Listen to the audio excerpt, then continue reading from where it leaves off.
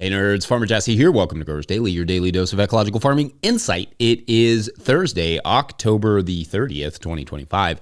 And today we are talking about garlic that didn't survive the storage process, making sense of soil tests, plus what is the microplastics risk with high tunnels. So let's do it.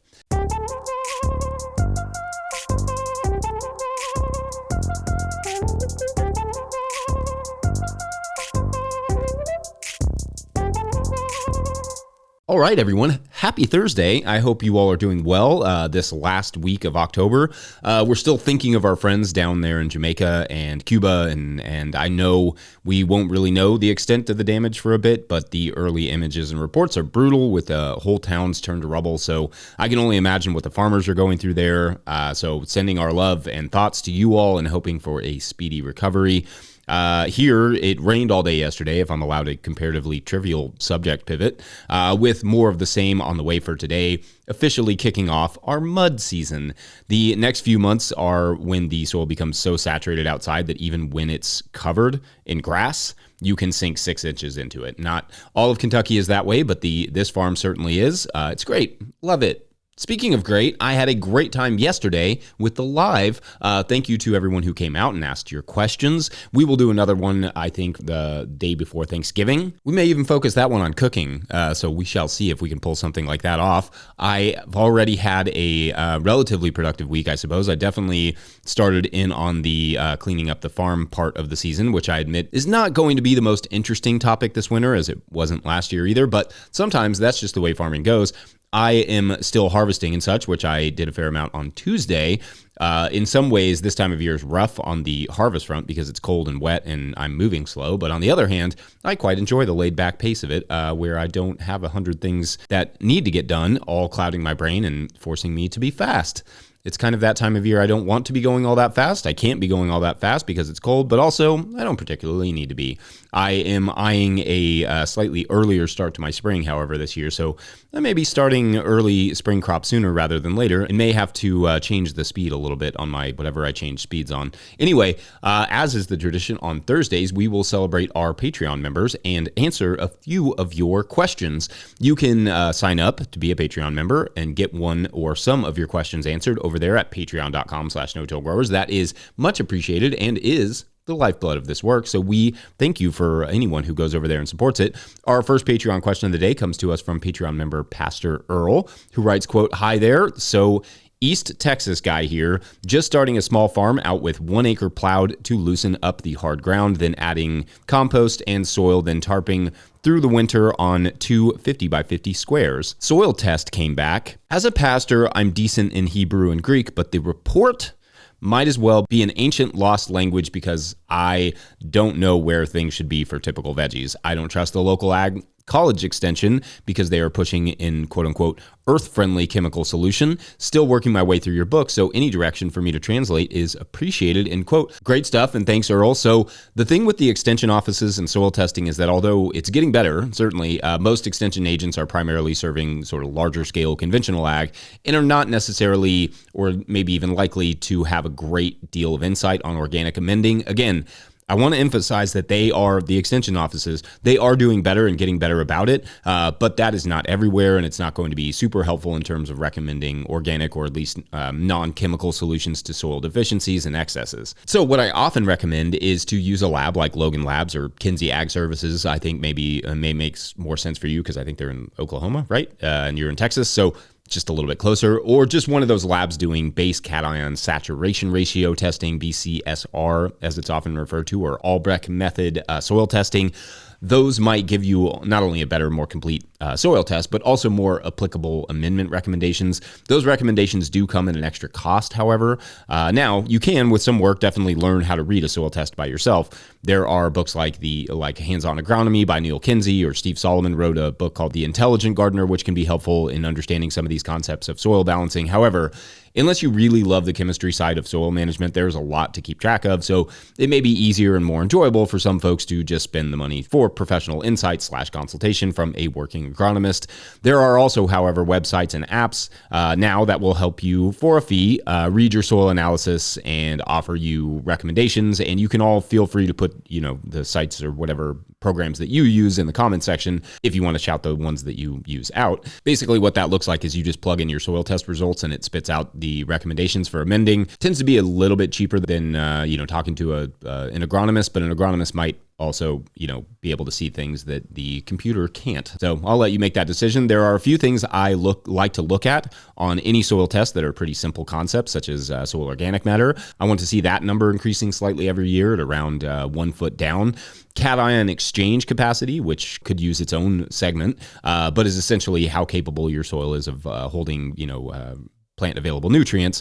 A good range will depend on your soils, but you want your CEC, your cation exchange capacity, in the 20-ish range, if possible, for clay. Not a lot you can do about a low CEC, but that is one of those places where compost can help. Then pH, if your pH is too high or too low, that may affect your plant production and can be addressed, organically with amendments and also growing plants, cover crops. Other than that, most of the nutrient stuff I personally leave to the agronomist. I just prefer to not screw that stuff up. I don't know if that really helps you, Earl, but the options are really either learn the soil test reading craft yourself or ask someone else / pay someone else. And I generally recommend asking a professional, but also sometimes it's just fun to learn to craft. So to each their own. So anyway, let us know what you all think. Have you taken soil balancing and reading soil tests on yourself? What do you look for? What do you use? I don't personally geek out too much on the chemistry stuff. Again, I prefer to pay the pros where I can, and the biology is more of my interest than chemistry, which I will also concede are interrelated in many ways. So I also see the attraction.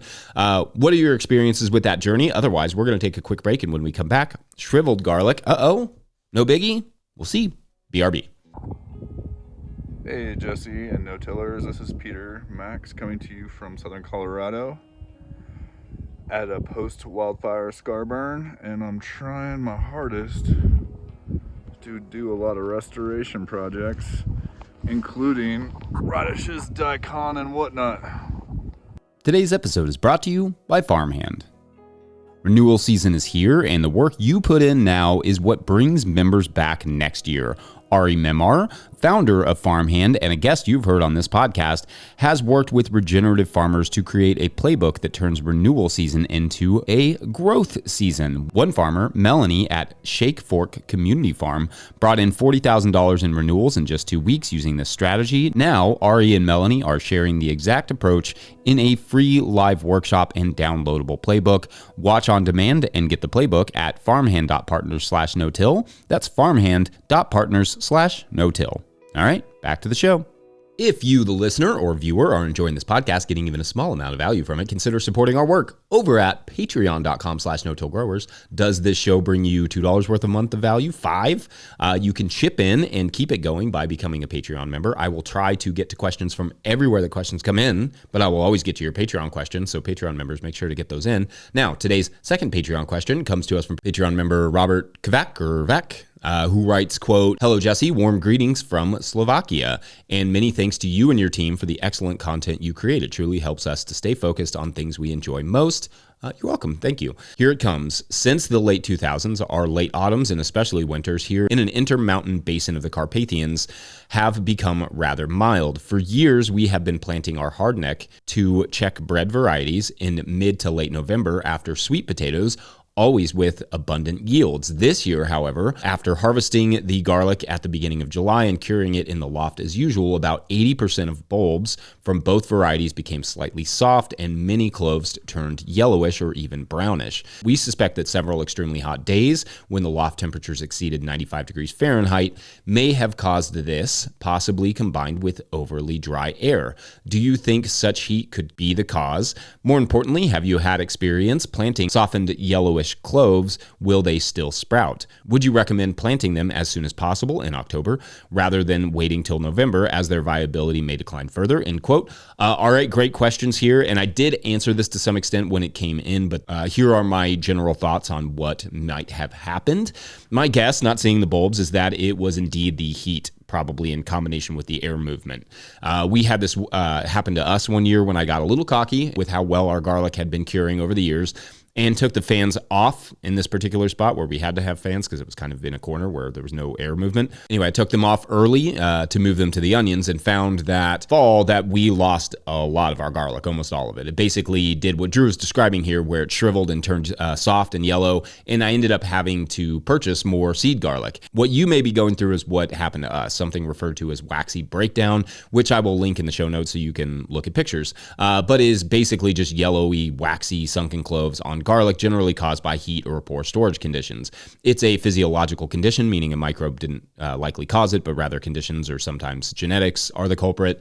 Now, if there's a small amount of yellow, it will probably sprout, but if the whole thing is yellow and shriveled all the way through, I might not risk planting it at all, so as not to waste that space. To test it, you can also place the germ in some soil, not deep, by a window and just see if it sprouts. And if it's only minor damage, I probably would plant it earlier rather than later. Now, it's also possible that you have a disease like fusarium or something, something similar, and it may not hurt to just check in case you might be inadvertently propagating something. At least look at photos of that on garlic. But the issue is common enough that with this waxy breakdown, that it is very likely to be ventilation/heat combo causing the waxy breakdown. So unfortunately, you may have to purchase some new garlic, but if you do, just some quick storage things to think about for next year. First, at harvest, be gentle with the crop. Bruising can lead to sunken cloves as well, so be careful as you pull and move the garlic. Consider hanging the bulbs to increase ventilation if you don't already, like stacking them in a big pile, obviously, is not great for ventilation, or find a way to just separate the bulbs. I've said this before, but we use woven wire fencing hanging down from these rafters that we have in one of our barns, and then we force the garlic bunches through there, and it just kind of dries there. It's not the most efficient thing in the world, but it's sturdy and provides a lot of ventilation. Also, if it's going to be hot immediately after harvest, as is often the case around that time of year, hot being above 90 degrees Fahrenheit or 32 degrees Celsius, then you will still want to get some fans on that garlic if you can. Those first 20-ish days after harvest are when the garlic is at the juiciest and most vulnerable, and I would argue also sometimes it's most delicious.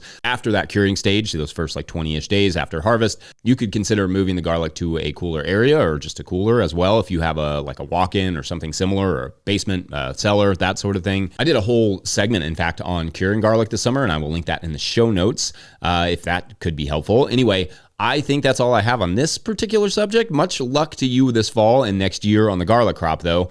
Sending our best and also hoping to one day visit that area. I guess I've been to Austria and walked through a sliver of Hungary, but would love to actually get there and explore the Carpathian Mountains a little bit. It's sort of unrelated. I just recently watched a video by Planet Wild, love their work, about stopping illegal deforestation in the Carpathian Mountains in Romania, which is run by what they refer to as a shadow mafia. So shouts to all the great people doing that sort of and very often dangerous work to preserve those forests. I'll link that video in the show notes as well if you all are curious. Anyway, great question, and you all feel free to add your insight, commenters. Otherwise, it's break time, and when we come back, we will talk greenhouse plastics and microplastic risks. Be right back. David from the Greater Goodness Farm and Garden on Woodby Island, Washington, and this is our 7-acre future homes and farm. Hopefully we'll get it started in earnest this next summer, get our home built. Farmer Claire Coleman here from the Winter Growers Podcast. Did you know that I also founded Real Farmer Care, a nonprofit that supports farmer well-being? From my own experiences farming, I knew firsthand that this type of support was missing from ag, so I decided to do something about it. As of today, there are over 500 farmer recipients of a $100 self-care award, with more applying daily.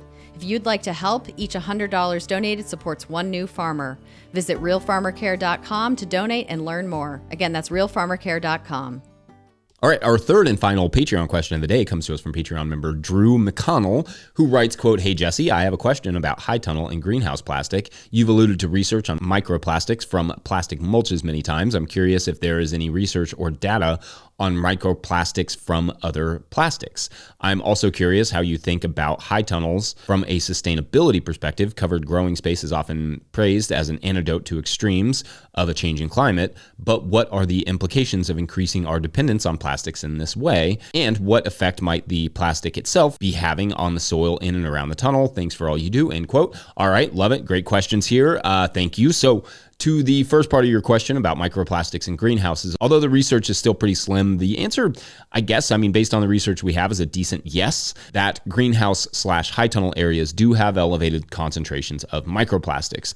New plastics and old plastics both release micro and nanoplastics, and when they are sitting there in the sun, degrading year after year, they are slightly shedding some particles into the soil below. And even in a pretend world where the buildup in the water supply and soil of microplastics is not significant, one day that plastic will be hauled off to the dump where it will also further break down into more and more microplastics. In effect, plastic is just going to plastic. Moreover, most high tunnel structures do not move very much, so the concentration over time, though we don't yet have great long-term research on this that I can find at least, and feel free to link those in the comment section if you do know of some, all of that will build up because the tunnel's not moving. It's also worth noting that by covering a place with plastic, you are also going to have to use some amount of additional plastic for irrigation, plus some growers plant, directly into landscape fabrics, which are, of course, plastics that release their own microplastics. In the coming years, I think, provided the funding is there to study these things, we will get a better answer through research as to how deep the concern is. Some studies have just, shown as much microplastics in fields as greenhouses, so it's a pretty ubiquitous problem at the moment on farms. As I've said before, you almost without question have microplastics embedded in your body right now as you listen to or watch this podcast, though the majority of that comes from fibers and clothing and furniture. It's in our food, it's on our food, it's in our water, air, it's ubiquitous. Anyway, to the sustainability part of the question, what high tunnels enable growers to do is grow a large amount of food in a small amount of space. So the argument for their sustainability could be that they use less land, thus allowing for better large-scale land management. I think this does work as an argument in some ways, assuming that better large-scale land management is indeed occurring, forests, pasture, water management, etc. But also, what's happening is that land is getting really expensive and hard to access. So for some growers, they have to grow in tunnels just to maximize the space that they can afford. And indeed, in terms of weather, tunnels are like creating your own little chunk of Southern California. Dry, moderated in temperature, with water primarily only where you want or need it. Heavy rain comes through and the crops aren't going to, if the tunnel was built right, drown, or an early or late frost, no problem. How about we just grow all winter? Easy. Those are the kinds of things that tunnels afford. Now, of course, tunnels are quite vulnerable to wind as well, but they give much of the climate to the grower to manage. So from a business perspective, and from the perspective that they really maximize land usage and protect against certain extremes, I think tunnels are great. From an ecological perspective, especially as we are witnessing the world be less ecologically and environmentally focused and not more so as it should be, tunnels for tunnel's sake are just an extension of that. Again, to me, I think tunnels need to be coupled with great land practices to make sustainability sense. But the reality is that there's no current version of recycling or plastic remediation where using plastic in basically anything, albeit a necessity for a production farm in many respects, is ever going to be truly sustainable per se in an environmental sense. It's just about limiting our plastic usage and balancing our negative impacts with as many positive ones as we can muster. So anyway, great question, and thoughts on any and all of that, listeners, viewers, let us know. And otherwise, we're going to call it a Thursday. Don't forget, No Till Growers is now officially a nonprofit 501c3, so donations are tax deductible and greatly appreciated. That includes Patreon membership. Please make sure to like and subscribe and or follow wherever you're getting this podcast. That's an easy way to help us out. Enormous thank you to all of our show sponsors. And if you'd ever like to sponsor this show, you can reach out to Farmer Michelle at notillgrowers.com. Huge shouts to Willie Breeding for the theme music and Mike Hilbert for the production help and editing. Also, shouts to Epidemic Sound for the background music that you can hear. Couldn't hear it during the live, but you can hear it today. Pick up a hat or a copy of my book, The Living Soil Handbook, at notillgrowers.com to support this work. Big thank you to everyone over at patreon.com/notillgrowers, where at a certain level, or if you just bump up from one level to another, or you sign up in the month of October, you get a shout out on the show. There were no new signups at all this week, which is all good. We're in the slow season of farm content creation. The economy is wonky, etc. I may just have to get back to my single day stories when we get Patreon support, or someone will have to bite the bullet and take one of those perennial stories supporting levels over there. That's always an option, just saying, to be a hero. No worries though. I love you all, and any and all support you can give us. You all rock. Thanks for watching and or listening. We will see you tomorrow. Bye.